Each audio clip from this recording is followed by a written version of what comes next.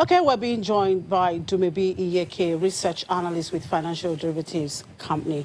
Hello, Dumebi. Good morning. Good to see you again. Thank you. Well, you did your research and you found out that prices of rice, tomato, pepper, onion have dropped after the New Year celebration. I remember what it was like just before we went on that holiday. When onions was the goal. Absolutely. So what were the major drivers of this current price? For each commodity, there are specific reasons as to why their prices went down. But generally, we've seen that in January, like after the New Year celebration, after the Christmas holidays, when prices usually are higher, there is that significant drop, in domestic commodities prices. And one of the major reasons this year that a lot of traders, gave is the significant decline in consumer demand.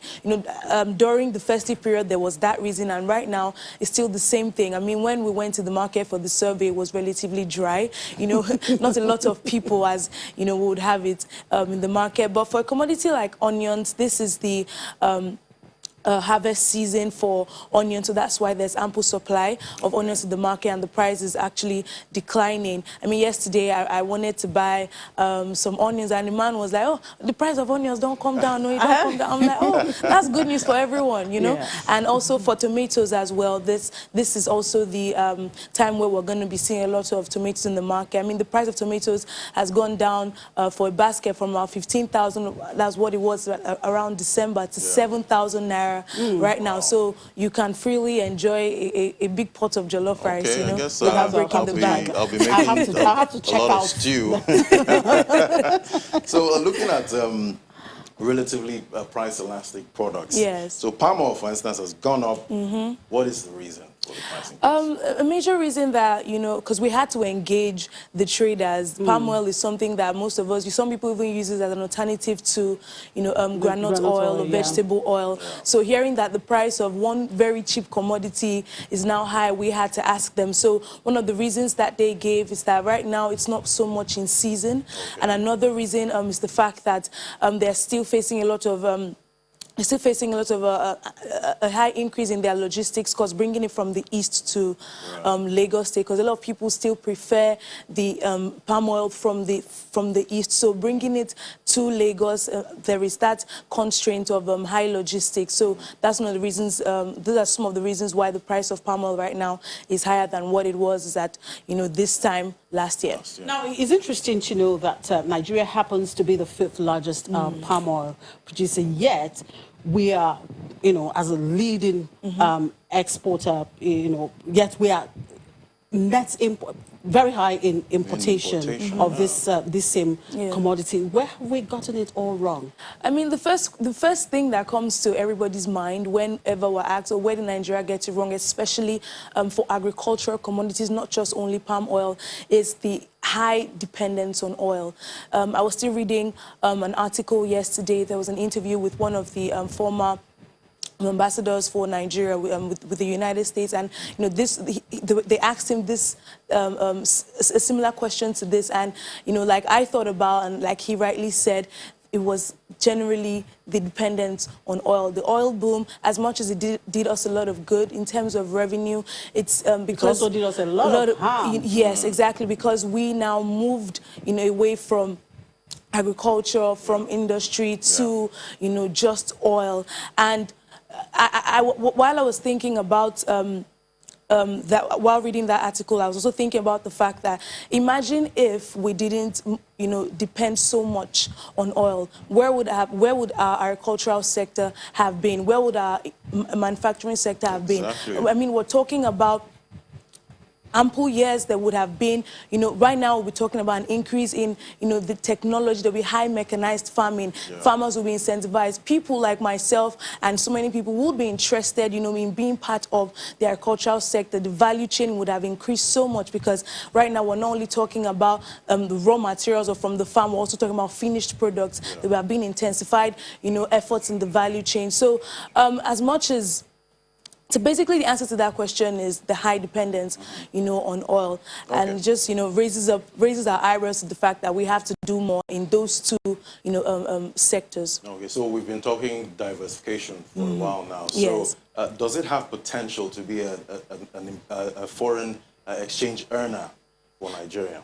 The big answer to that would be, let's just take a cue from Malaysia. Right. So the answer is yes.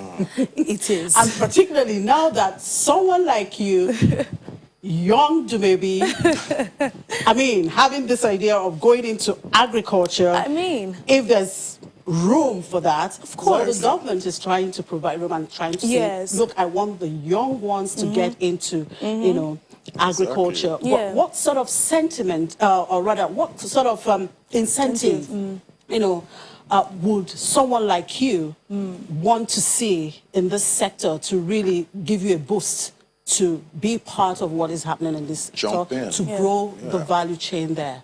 Definitely, it will be capital. There's really no one that wants to start a business, especially in agri, because agri is not like a make-up business or something. I mean, this requires a lot of investment. You're talking about buying a land. You're talking about cultivating the land. You're talking about research and development. You're talking about funds. You're going to have farmers. I won't be tilling the soil. No, you have to Even if I will till the soil, I mean, I won't do that every single time, Exactly. So all of that has to be put in place. So once young people are aware that such programs have been put in place, and the bottlenecks to get the funds are very well addressed, I mean, you would see an increase in that, and a lot of people would be interested, to participate in it. Yeah. So another burning economic issue is the controversy about the electricity tariff hike. You tagged it inflation clawback versus tariff review. Could you expatiate on that and what you're trying to say? First off, there are two issues. There is the cost-reflective electricity tariff hike, and there is the consumer.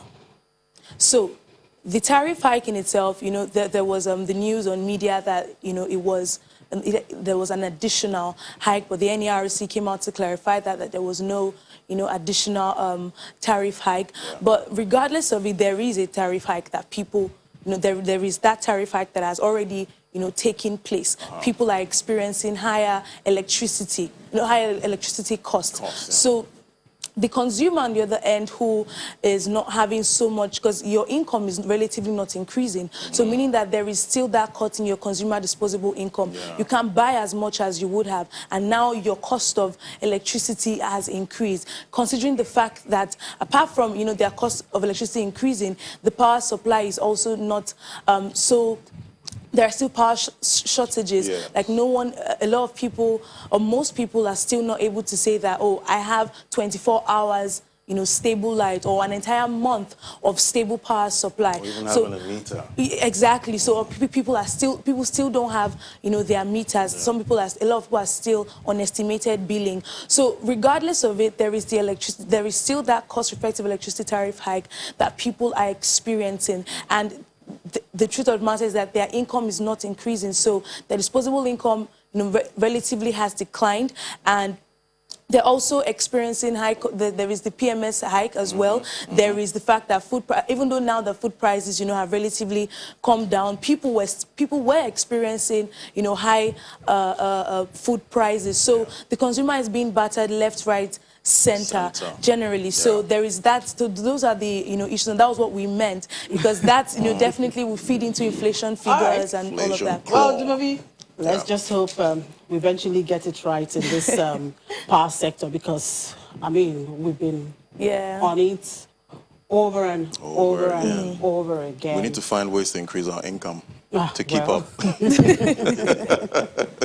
All right, thank you very much, Ed. Maybe it's always a pleasure, Thank you so talking much. to you, and have a great week. Thank you so much. Thank you for joining us. Yeah.